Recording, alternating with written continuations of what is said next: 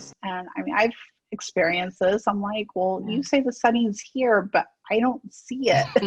And so just also learning kind of how to like, okay, well, it's not there, but where else would it be? Like, where else can I look for it, you know, and kind of solve that. And, you know, and I think I relate to a lot of moms when I tell them about my troubles too. So I'll say, you know, I'm the super techie person, but I couldn't get my headphones to connect for this, you know, interview.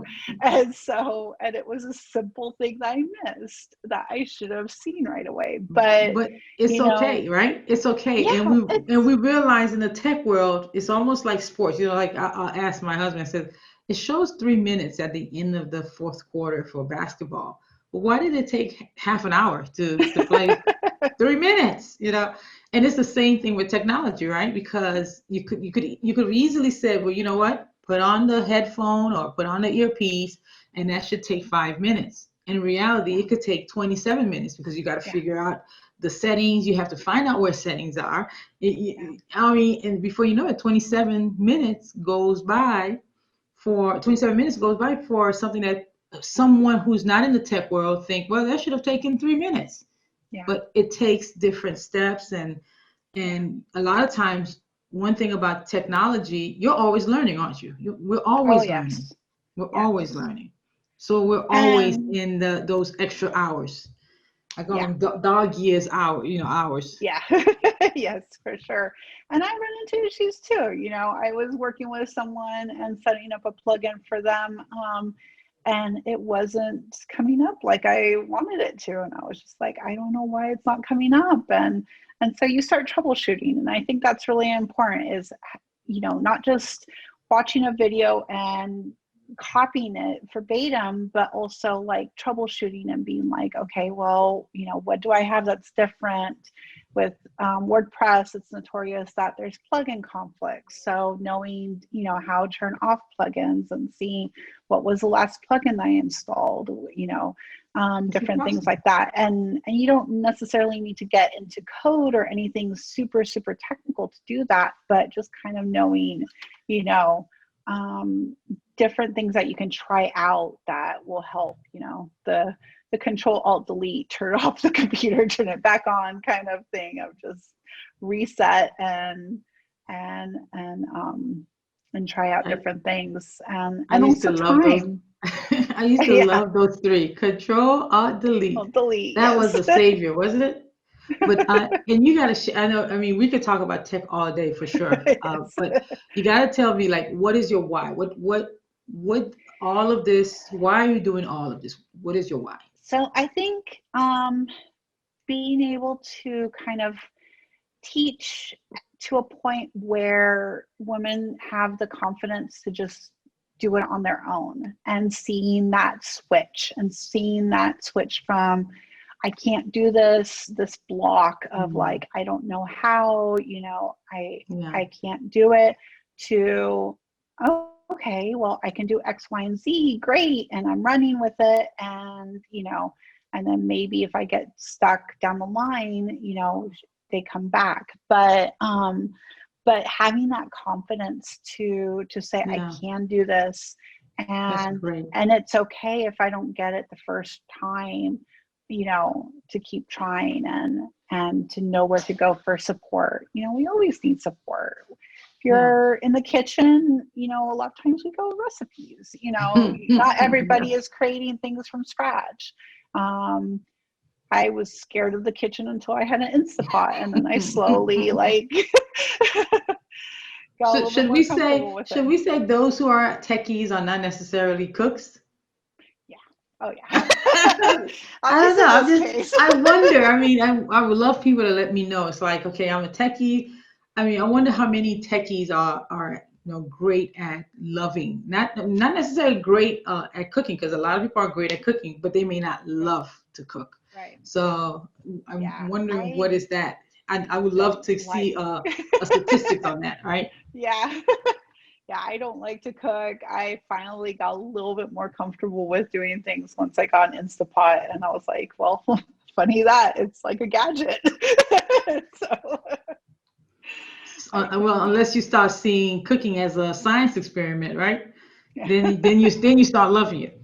Right, But you right. got to tell, like, share some advice with those who there would have fear. They want to Hmm. grow a business. They want to start a business, not even grow. They Let's want say to start. start a business, Yeah. but they have fear. I'm not a techie. I don't know the gadgets. I'm overwhelmed with so Hmm. many different apps or software that I would need to use to even start my business. What would you tell them?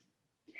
I would say just do baby steps. We don't learn how to run right away. We take baby steps and focus on the content of your business, focus on your passion, and then get what you need up. So, to start out with, usually what I recommend is to have a website of some kind. So, maybe you just get a landing page done and you get a way to collect emails, which is super important, I feel. Some people just do a Facebook page. I really think it's important to actually have a website that you own and have a domain that matches your brand. But so just set up one page, 2 pages. There's Just get lots of started. templates out there. Yeah. And then add to it if you want to really build a blog, and start writing. And the writing part you can do in whatever place you want. I had someone I worked with that still wrote in journals and then went and typed it out afterwards.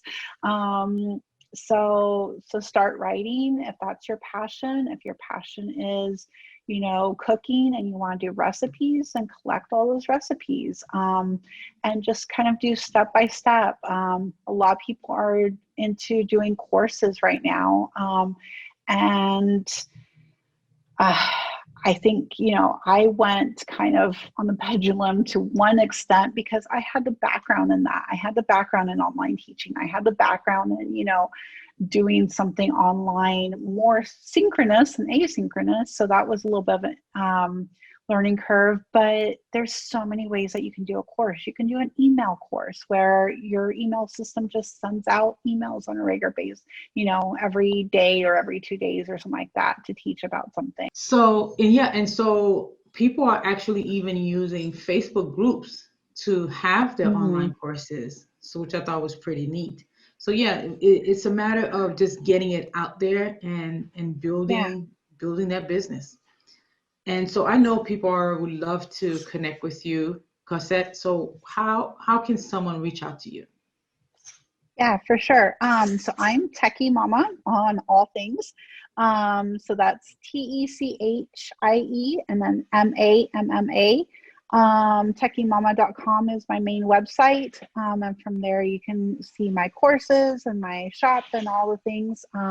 I also have a Facebook group, DIY Mompreneur Life, where we talk all things from, business to raising the kiddos to tips and tricks of like what to do with the kids while you're trying to get a little bit of work done, how to involve them, how not to, kind of just different tips there, all things kind of in that area. I'm on Instagram, Twitter. So yeah, I'd love to connect with anybody who wants to reach out. And like I've said many times, I love just helping. So don't be afraid. I know a lot of people are like, you're going to give me free help. I'm like, yeah, I just love connecting with people. So if you have a question, reach out. When it gets to the point where, okay, this is a lot of work, I'll let you know. And, and then we can decide from there. So yeah. Awesome. Fantastic. Well, this was definitely great to speak with you about technology. Love, love, love the STEM world. And just kudos to you for helping, moms all over and getting started and building their dreams for their family. Yes. Yes, for sure. Awesome. Well, everyone, how awesome was Cassette to be able to let us know, don't be afraid to start. If anything that Yeah. you've gotten from this message is start ugly, start experimenting. Never look at it as a failure, but really a next step to your success. With that, I look forward to seeing you on our next show.